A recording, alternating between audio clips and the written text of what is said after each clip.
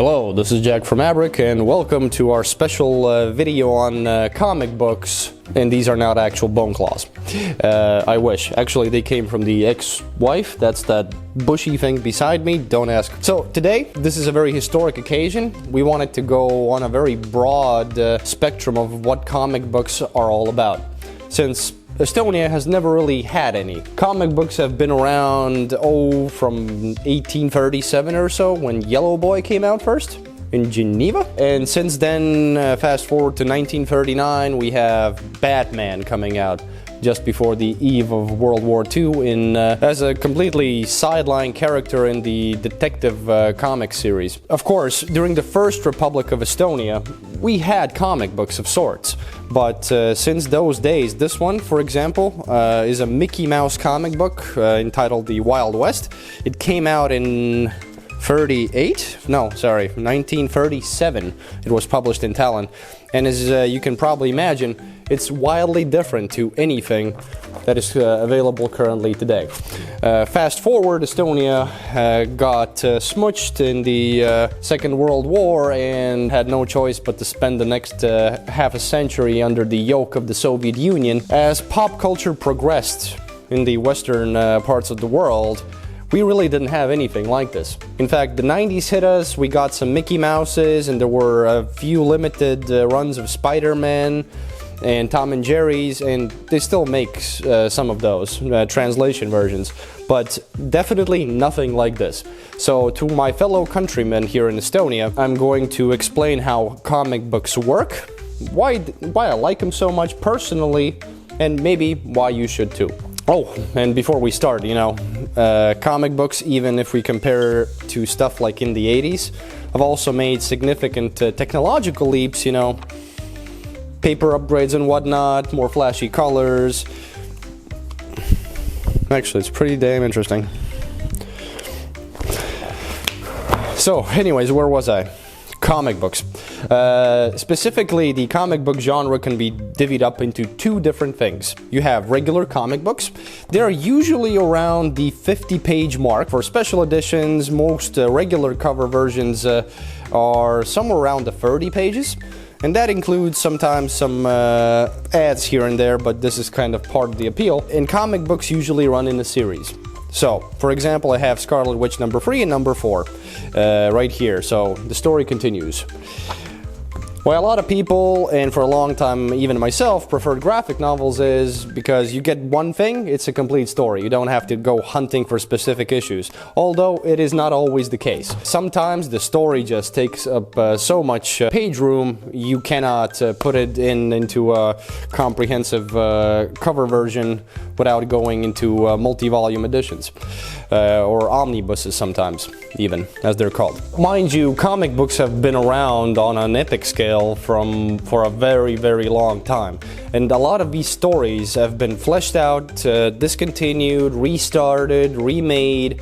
New arcs are written and added all the time, and right now we're gonna focus on the current selection we have. For example, what's the difference between The Amazing Spider-Man and The Spectacular Spider-Man? The Amazing Spider-Man is sort of one of the longest running comic book series there is. It has had several reboots and whatnot, but on average, it focuses on all the big baddies Spider-Man has been tackling with, while the Spectacular Spider-Man brings in more of the Spider-Verse concept that introduces sort of unique anti-heroes, as well as just, other subplots, because Spider-Man has been, as a character, very, very popular and has been on many an adventure. But overall, what to expect, it's a picture book.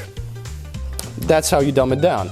But at the same time, even if I look at Scarlet Witch, for example, we just got the 4th issue, and when I just browse all of these things, a lot of ideas pop into my mind. For one, the artwork itself is spectacular, and if I look at the visual representation of some of these characters, I immediately think about all the movies that came out for Marvel, for example, where Scarlet Witch was in. And the last one, Doctor Strange. I mean, some of these segments where the Scarlet Witch is in the underworld, battling for her soul, that is exactly that soft core horror that I would have wanted to see. So if you are comparing comic books to any recent live-action movies or series, they are definitely worlds apart.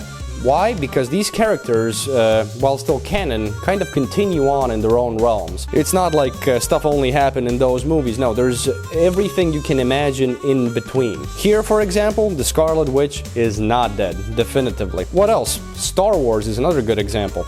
So this is the 50th issue and the series grand finale. Mind you, as we just started getting into the comic book stuff, we're still kind of learning the ropes because it's actually an incredibly complicated system getting stuff here from the States. But we want to run everything in continuation series, so when people pick up like issue 47, they can read from that point onwards. We cannot sadly order stuff in hindsight or retrospect. Even here, I just had a brief glimpse at it, and you know, Ossus, the Jedi Temple, long after the Empire fell and the time of peace.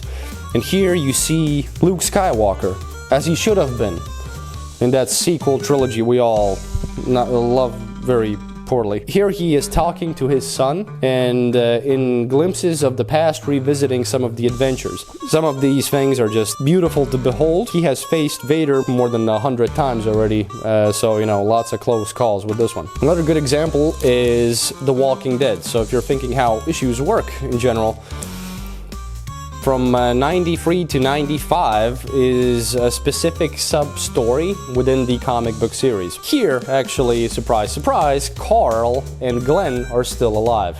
And that's all the spoilers you're gonna get. Issue 97 already completely goes into a different direction. So when they're doing stuff for TV, they're focusing on specific segments, they're gonna dumb it down, screen time's limited and whatnot. So for the full picture, this is the medium to go for. What else is new and popular? I mean, Batman is probably one of the most recognizable and the longest running superheroes there is. As mentioned, he came out in 1939, and he has had oh so many different variations of that particular character, and it kind of actually trickles into everything else. Even these mainline issues of Batman right now, 151 and 152 that we have, they are also tied into other comic book series, so there's a lot of interaction between these elements. For example, 152, it goes into Absolute Power. It's a DC comic spin-off that features a lot of things, and this story is primarily focusing on Batman and Catwoman as they're going to join up with the Suicide Squad and battle with that thingamajiggy. But it's not always the mainline stuff. There's a lot of fringy things to get excited about. Me personally, I'm a big fan of John Constantine. Of course, I did not know about John Constantine before the movie came out with Keanu Reeves, so I was so happily surprised years later to find out that it's all actually based on a comic book series that you can get into. All the afterlife stuff, all the demon topics, and just the cringy things, they all continue right here. For example, with the X-Men. The Uncanny X-Men is essentially a continuation of where there was a breaking point with X-Men in general in the comic book world from 1978. X-Men, just the X-Men, is sort of a reboot of some of the storylines that disappeared some time ago. Not inherently bad, and if you're asking and thinking about what, you know, how should I even get into all of this, and if you're thinking to yourself that, you know, man, this is complicated, I'm sure there are more than 2 Spider-Man comic books out there, you are definitely right. We also have Spider-Boy, the Spider Society, there's the whole Miles Morales thing, and from Miles Morales we have Spider-Gwen and Spider-Woman. There's a lot of different spiders. So just go for characters who are familiar to you. Just pick up something, and then you will know what you like and don't like, and you can make different kinds of informed decisions from there. Because essentially, this is the source code of all of the superheroes you might have liked. I mean, it applies for most things. For example, Spider-Man, his origin point comes from here. And you know, out of the things that are gonna pop up on your radar, Venom is one of them. So Venom War Wolverine, for example, has continued on with the story to the point where Eddie Brock is competing for the Venom symbiote with his son. At the same time, there's a full-fledged war with Venoms and all kinds of things I'm just gonna call Venomites for this purpose, as to who gets what and how. but essentially dead guys with a Venom symbiote. Venom in itself is such a recognizable character. There is a Venom crossover for almost everyone. And lastly, I want to talk about some comic book rarities. Most things that come out, right now we're trying to keep it simple for our own sakes. So, you know, you have regular cover versions, but sometimes that one cover version also has rare variants where the cover art is different. So, just as an example, this in itself is the Batman Elmer Fudd crossover. Looney Tunes, why not? It actually makes a lot of sense. This is the regular print, but from ordering a specific quantity, we also were able to get the Noir Special Variant Edition. For those people who actually collect comic books, there is a difference. As we're still kind of getting into the groove, we are going to be working towards having all of our comic books and graphic novels under protective plastic just to keep them pristine, especially for the collectors in mind. So, you know, if you want them nice, shiny, new, and no one has ever touched or read it or flipped it through in the store, that's what you're gonna get. But at the same time, we are already looking at sales numbers and what is popular and what is not. I mean, regardless, I'm gonna go for some Arkham Horror. But we're going to be expanding on different kinds of other franchises that people probably have never heard about, because the comic book world in itself is actually incredibly diverse. There are like literally thousands of different issues popping in every single month. So it's a big industry. I hope we have enough enthusiasm and expertise about a lot of these things. We're not like specialists or anything, because mostly did all of the comic book reading online in digital versions up until today. So that's the gist of it. We are doing our best and hope that our enthusiasm for different kinds of franchises, characters, and topics of interest, you know, is going to be of interest to you as well. For everything else, we're going to really go deep. I mean, who's the biggest customer for comic books right now? This guy. Because finally, a dream came true. And Estonia has contemporary comic books. So head on to our Telliskivi store or Tukri store and we'll help you find what you need.